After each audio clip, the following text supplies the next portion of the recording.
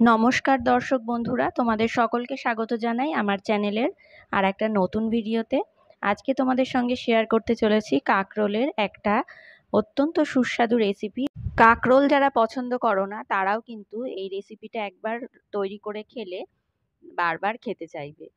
তো এখানে প্রথমেই দেখো আমি 4টে কাঁকরোল নিয়ে নিয়েছি। কাঁকরোলগুলোকে আমি এভাবে কেটে নিয়েছি। তো এবারে ওপরের যে কাটা কাটা যুক্ত অংশটা আছে সেটাকে ঠিক এইভাবে হালকা করে একটু ঘষে ফেলে দিতে হবে। মানে পুরো খোসাটা কিন্তু আমি এখানে ছাড়াচ্ছি না।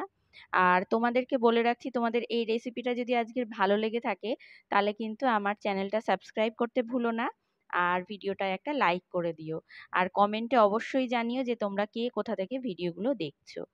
তো চলো শুরু করা যাক। এবারে দেখো কাঁকরোলগুলোকে খুব ভালো করে আমি ধুয়ে নিয়েছি, তারপরে এরকম অর্ধেক করে কেটে নিয়েছি। এবারে একটা পাত্রে জল দিয়ে তার মধ্যে আমি একটু নুন আর হলুদ দিয়ে জলটাকে ফুটতে দিয়েছি।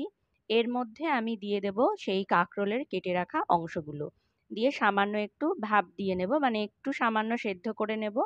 তো এটা যতক্ষণ সেদ্ধ হবে ততক্ষণ আমি একটা মশলা তৈরি করে নেব। তার জন্য আমি নিয়ে নেব সামান্য একটু পোস্ত আর একটুখানি কালো সর্ষে। এখানে বড় চামচের 1 চামচ পোস্ত নিয়েছি আর বড় চামচের 1 চামচ সর্ষে নিয়েছি।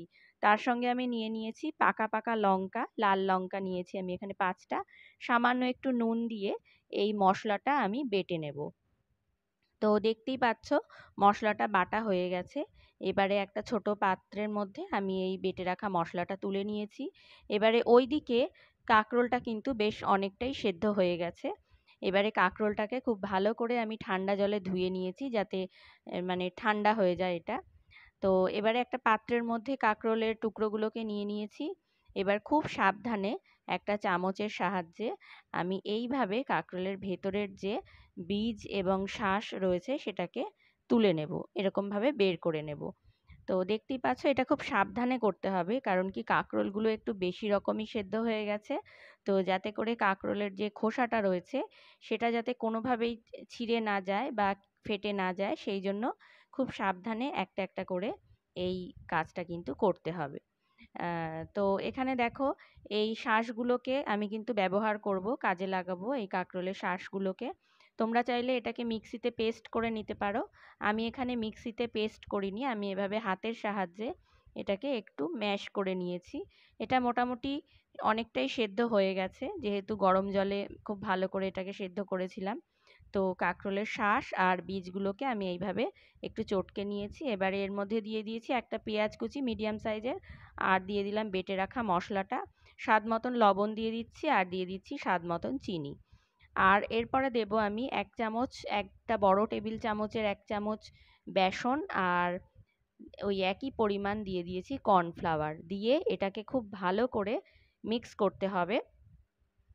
তো এখানে দেখো এই যে কাঁকরোলের পুরটা আমি তৈরি করেছি, মানে কাঁকরোলের ভেতরের শাঁস আরো অন্যান্য উপকরণ দিয়ে, এটা কিন্তু মোটামুটি খুব ভালো রকম ভাবেই মিক্স করা হয়ে গেছে, মিশ্রণটা একদম তৈরি হয়ে গেছে। এবারে আমি একটা একটা করে কাঁকরোলের যে অংশটা রয়েছে, খোসাযুক্ত অংশটা, সেটাকে নিয়ে নেব আর ঠিক এইভাবে ভেতরে এই মিশ্রণটাকে ভরে দেব।